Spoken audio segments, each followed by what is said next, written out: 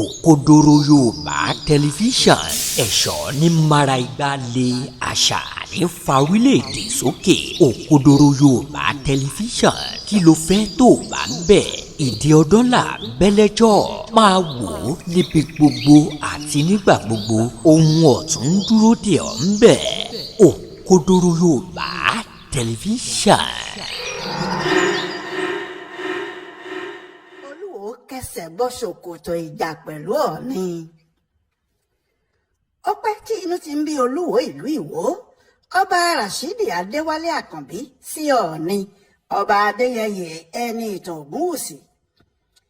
Ìbínú náà pọ̀, ṣùgbọ́n ní ọjọ́ àbámẹ́ta sátidé ọjọ́ 22 oṣù kẹta 2025 tá a wà yìí, Olúwo sọ ohun tó ń bí nínú gan-an. Ó ní Ọọ̀ni Ilé-Ifẹ̀ fẹ́ bà tòun jẹ́. Ó fẹ́ kí wọ́n yọ òun nípò ọba. Bẹ́ẹ̀ òun gan lòun fi jọba, torí òun lòun ràn án lọ́wọ́ tó fi jọba. Àmọ́ lẹ́yìn tí òun ràn án lọ́wọ́ tán tó jẹ Ọọ̀ni tán, òun gan ló wá ń bá òun ṣọ̀tá tó sì fẹ́ lé òun lọ. Kò sẹ́ni tó gbọ́dọ̀ náà tí kò ṣe ní kàyéfì. Ohun tó sì fà á kò ju pé bí ọdún 2024 tó kọjá ní ti ń lọ sópin. Nínú oṣù kẹwàá ọdún náà, fídíò kan jáde níbi tí Ọọ̀ni ti sọ pé òun lọ sí ààfin Olúwo níjọ́ kan o, ṣùgbọ́n níṣe ni Olúwo lé òun bí ajá. Torí ẹ̀ lòun sì ṣe mọ ìwọ̀n ara òun tóun kò ní súnmọ́ sàkáání ibi tí ọba náà bá wà, torí ẹni tí ò bá fẹ́ ni àlọ́kùnrán, àti pé àájò àṣejù ní bá ìwọ lòun ṣe mí wá. Ọọ̀ni lòun fi Olúwo sáàyè ẹ kí kálukú dúró síwájú ìta ilé bàbá rẹ̀. Nígbà tí Ọọ̀ni sọ bẹ́ẹ̀, kò sẹ́ni tó mọ̀ pé ọ̀rọ̀ tó wà níbẹ̀ náà le tó báyìí. Àfi nígbà tí ọba Àkànbí sọ báyìí lọ́jọ́ sátidé. Ọba náà ní 2015 ọ̀rẹ́ mi kan ló pè mí, Akíndáúdù. Ọ̀rẹ́ ọmọọba Adéyẹyè Ògúnwùsì náà ni, kò tíì di Ọọ̀ni nígbà yẹn. Òun ló sọ fún mi pé ọmọọba Ògúnwùsì fẹ́ bá mi sọ̀rọ̀, pé ó wà lórí fóònù pẹ̀lú òun nítorí ó fẹ́ ìrànlọ́wọ́ mi láti lè di Ọọ̀ni.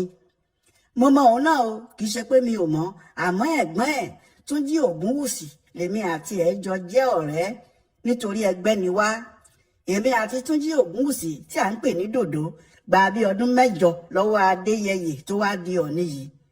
Gẹ́gẹ́ bí ẹgbẹ́ àti ọ̀rẹ́, Túnjí ni mo kọ́kọ́ pè nígbà tí ipò ọba ṣí sílẹ̀ nílé Ifẹ̀. Mo pè é pé kó jẹ́ kí n ran òun lọ́wọ́ kí òun lè dọba, àmọ́ kò ka ọ̀rọ̀ mi sípẹ̀, ó fojú kéré mi. Lẹ́yìn tí ẹ̀ ní Akíndáúdù tó bá mi sọ̀rọ̀ tí mo dẹ̀ fi gbà pé káríra. Ìgbà yẹn náà la sì fi jọ sọ̀rọ̀ tí Adéyẹyè sọ gbogbo ohun tó ń ṣẹlẹ̀ sí i nígbà náà. Ohun Adéyẹyè Ògúnwùsì sọ fún mi pé gbogbo àwọn èèyàn pátá ni wọ́n ti gbà títí lórí Arẹ́gbẹ́ṣọlá, wọ́n ti gbà pé kí òun di Ọọ̀ni. Àmọ́ àwọn ẹjọ́ kan wà ní kóòtù tí àwọn tí inú wọn ò dùn sí tí wọ́n pe òun, tí wọ́n bá sì dá àwọn ẹjọ́ náà òun lè má dọba o. Mo ní ṣe gbogbo ohun tó ń yọ lẹ́nu náà nìyẹn. Òun náà sì ní kò sí ohun tó ń dààmú òun jù bẹ́ẹ̀ lọ. Níbẹ̀ náà ni mo sì sọ fún un pé tó bá jẹ́ ìwọ̀nba ohun tó ń yọ lẹ́nu nìyẹn o, ó ti di Ọọ̀ni nìyẹn. Lójú ẹ̀ níbẹ̀ náà ni mo ti pe àwọn tí mo mọ̀, ìyẹn àwọn tí wọ́n wà nídìí ẹjọ́ yẹn ni o. Lọ́jọ́ Ẹtì Friday ni wọ́n wá padà dájọ́ yẹn. Àmọ́ níbi tá a bọ́rọ̀ dé, ọjọ́ kejì ẹ̀ ní sátidé ọjọ́ àbámẹ́ta ni Adéyẹyè di Ọọ̀ni. Kó sọ di pé èmi jọba ni mo ti ṣe gbogbo eléyìí fún o. Èmi kì í ṣe ẹni tó mọ tara ẹ̀ nìkan. Àmọ́ kò pẹ́ lẹ́yìn tí ẹ̀jọ́ Ọlọ́run lo àwọn èèyàn yẹn kan náà fún mi tí èmi náà sì di Olúwo tìlú Ìwó. Àmọ́ sí ìyàlẹ́nu mi, ẹni tí èmi ràn lọ́wọ́ láti di ọba, òun ló kù tó wá ń ṣe tánàdí mi o, tó ń wá ìṣubú mi ní gbogbo ọ̀nà. Òun ló wà nídìí ẹ̀ tí wọ́n fi lé mi kúrò nínú ìgbìmọ̀ lọ́balọ́ba ìpínlẹ̀ Ọ̀ṣun fún odidi oṣù 6. Àwọn ọba kan ló ń lò lágbègbè mi níwò ń bí. Níwájú gómìnà ló ṣe gbéjà kò mí lóṣù tó kọjá yìí tó ní mò ń bá àwọn ẹlẹ́sìn àbáláyé jà. Ó wà lára àwọn tí wọ́n jẹ́ kí ìyàwó mi Canada kọ̀yìn sí mi tó fi lọ. Ó sàn wá gbogbo ọ̀nà kí wọ́n yọ mí kúrò nípò ọba yìí. Ṣùgbọ́n o, àlá tí ò lè ṣẹ nìyẹn. Kò sẹ́ni tó lè yọ mí nípò Olúwo. Kò dẹ̀ sẹ́ni tó lè pa mí torí igbá làá pa kì í pàwo. Kò sẹ́ni tó lè fà mí wálẹ̀. àfi tí kì í bá ṣe èmi ni mo ràn án lọ́wọ́ tó fi di Ọ̀ọ̀ni lókù. Báyìí ni Olúwo ń tu bí ejò tó sì ń sọ wípé kò sí kinní kan tí yóò ṣèun nítorí ipa pàtàkì tí òun kò fi bò rárá o pé òun ti bá Ọ̀ọ̀ni wọ ṣòkòtò ìjà bí ààyè ẹ̀ bá sì yọ sílẹ̀ òun yóò fojú kábíyèsí náà rí màbo. Ṣùgbọ́n bí ọ̀rọ̀ náà ti wúwo tó lójú àwọn èèyàn, lójú Ọ̀ọ̀ni àti àwọn èèyàn tiẹ̀, ìlérí akọ aláǹgbá lásán ni, ṣé yóò forí sọ ògiri ni? Ọ̀ọ̀ni kò tilẹ̀ sọ̀rọ̀. Akọ̀wé ìròyìn ẹ̀ Moses Ọláfárè ló ṣàlàyé ohun tí Ọ̀ọ̀ni ń rò lọ́kàn. Ó ní Ọ̀ọ̀ni kò lè fèsì sírú ọ̀rọ̀ bẹ́ẹ̀ nítorí kì í ṣe òní kì í ṣe àná tí Olúwo ti ń ro irú àwọn ẹjọ́ ẹ̀bi tí kò lẹ́sẹ̀ nílẹ̀ bẹ́ẹ̀ kiri. Kò sí ìdí pàtàkì kan láti fún un lésì. Níbi tí Ọ̀ọ̀ni forí ọ̀rọ̀ náà tì sí nìyẹn. Àmọ́ ìwádìí fi hàn pé kì í ṣe pé ìjà náà ṣẹ̀ṣẹ̀ bẹ̀rẹ̀ ni. Ohun tó ti wà nílẹ̀ tipẹ́ díẹ̀ ni. Ó kàn jẹ́ àsìkò tó fẹjú rẹ̀ yé ni. Bẹ́ẹ̀ nígbà tí Ọ̀ọ̀ni kọ́kọ́ jọba, ọ̀kan nínú àwọn tó máa ń gbèjà ipò Ọ̀ọ̀ni nílẹ̀ Yorùbá ní Ọba Àkànbí ṣe.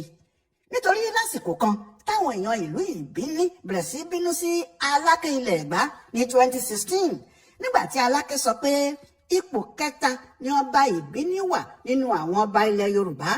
Káwọn náà fèsì padà pé àwọn kò gba Ọ̀ọ̀ni ní aṣáájú tàwọn nítorí nínú igbó kan lọ́dọ̀ àwọn ni Odùduwà ti sá jáde nígbà tó ṣẹ̀ tí wọ́n dájọ́ ikú fún un kó tó yọ sílé Ifẹ̀.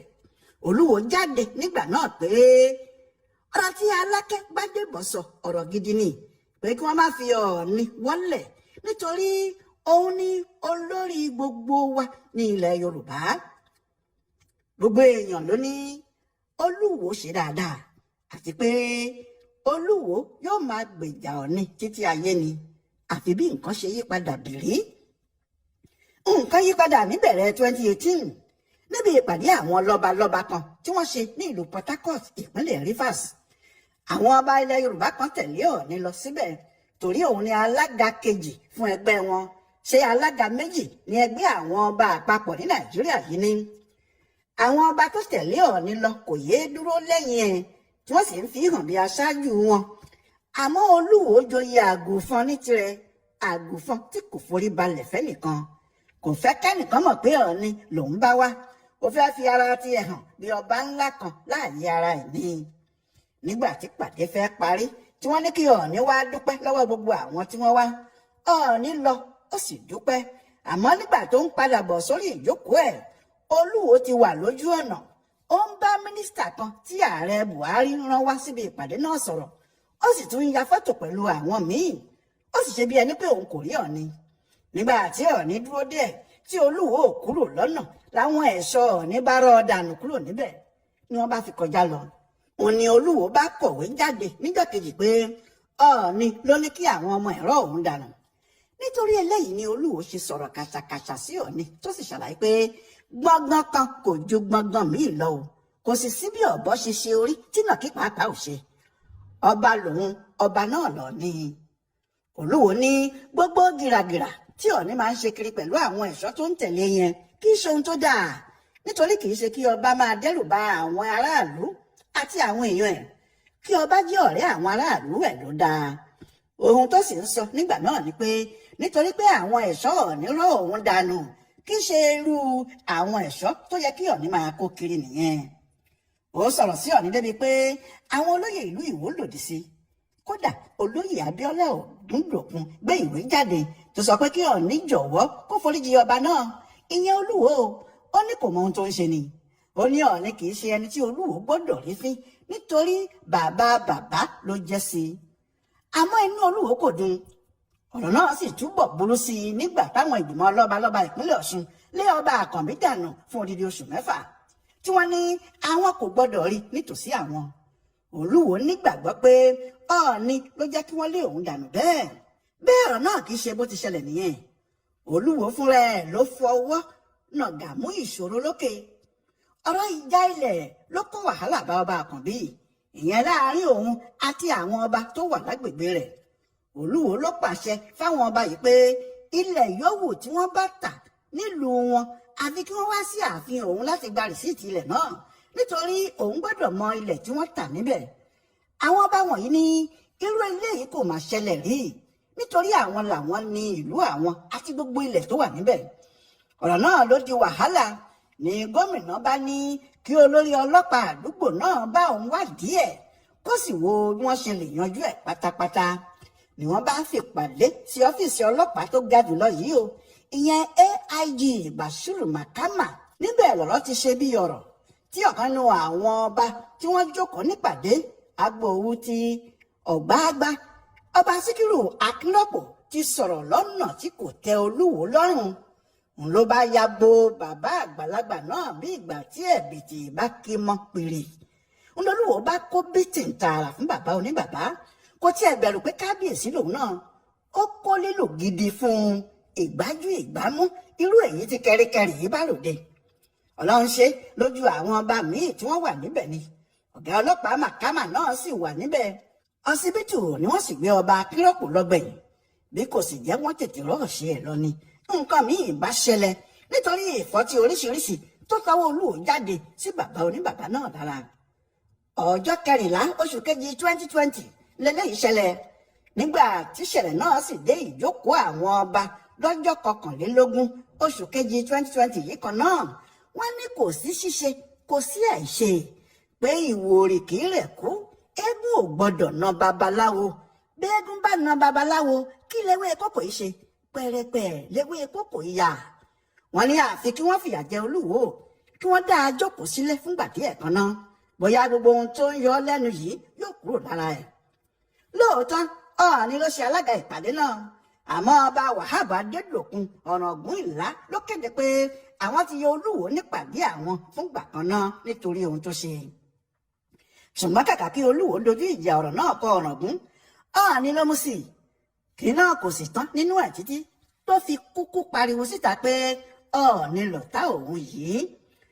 Wàhálà tó ṣẹlẹ̀ láàrin òun àti ọba tó kù fọ́tí fún yìí kò tí ì lọ nílẹ̀ tí ìjọ̀gbọ̀n míì fi ti dé lọ́rùn Olúwo yìí nìkan.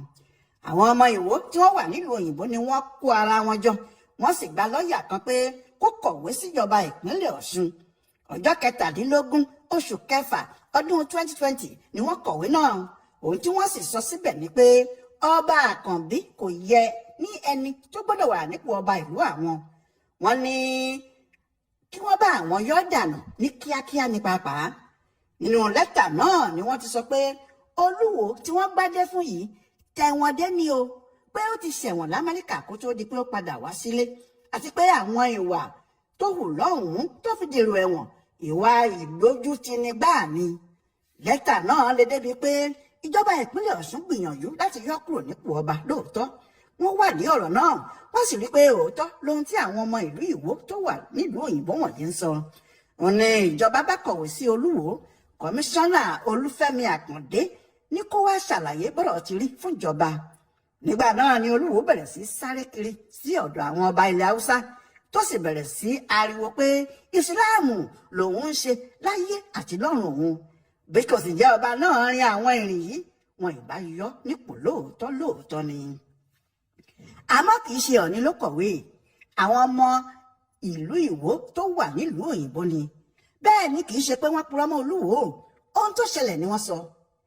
Ìyẹn kò tí ì parí nígbà tí wàhálà míì tún wọlé. Lẹ́yìn ọ̀rọ̀ yìí tí Olúwo ti rí i pé kò sọ́nà gidi kan téèyàn lè gbà lé ọ̀rẹ́ àwọn alágbára ilẹ̀ Haúsá, àti pé nígbà tó sì jẹ́ kò sí ohun tí àwọn alágbára wọ̀nyí ń fẹ́ nílẹ̀ Haúsá ju pé kéèyàn máa ṣe ẹ̀sìn ìsìláàmù tàbí kó pe ara ẹ̀ ní mùsùlùmí lọ. Olúwo bẹ̀rẹ̀ ọ̀rẹ́ ńlá pẹ̀lú wọn. Ohun tó sì fi bẹ̀rẹ̀ náà ni láti máa sọ pé kò sí kinní kan nídìí ẹ̀sìn àti àṣà Yorùbá. Ìsìláàmù nìkan lèèyàn gbọ́dọ̀ mọ̀. Ìgbà kan sì wà tó ń fi ẹnu pa pé òun lè di ẹmáyà pàápàá kí òun kúkú jẹ́ aṣojú Sultan ní Ìwó. Eléyìí dá wàhálà gidi sílẹ̀ láàrin òun àti àwọn ẹlẹ́sìn àbáláyé. Ọ̀rọ̀ náà kò sì tí ì tán títí dòní yìí, torí lójoojúmọ́ ni wọ́n ń kọlu ara wọn. Nígbà tí Olúwo sì ti lórúkọ nídìí ọ̀rọ̀ ẹ̀sìn yìí, ó kúkú fẹ́ ìyàwó tuntun, ọmọ ìlú Kánò. Ọba náà sì mọ ohun tó ń ṣe. Kó tó dìgbà náà pàápàá ni wàhálà òun àti ìyàwó àtijọ́ ti bẹ̀rẹ̀. Ìyẹn arábìnrin Channel Chin, ẹni tí Olúwo gbé adé kárí ẹ̀ nígbà kan bí ọba obìnrin. nígbà tí ìjà yóò dé láàrin ọmọbìnrin yìí àti Olúwo, ọba Àkànbí ló fẹ́ pa òun ni àti pé ó tún ń tẹ̀lé ọkùnrin. àmọ́ nígbẹ̀yìn ọmọbìnrin yìí ní gbogbo ìgbéyàwó àwọn lórí irọ́ ni o. ó ní gbogbo bí Olúwo ti ń pariwo pé láti Canada lòun ti fẹ́ òun wá yẹn, ó ní irọ́ gbu ni o, Èkó làwọn méjèèjì ti ríra o. ọba kan báyìí ló sì ní kí àwọn fẹ́ra, òun ló fojú àwọn méjèèjì mọ́ra lẹ́kọ̀ọ́ tó fi di pé àwọn di lọ́kọ-láya. Òkodoro Yorùbá tẹlifíṣàn.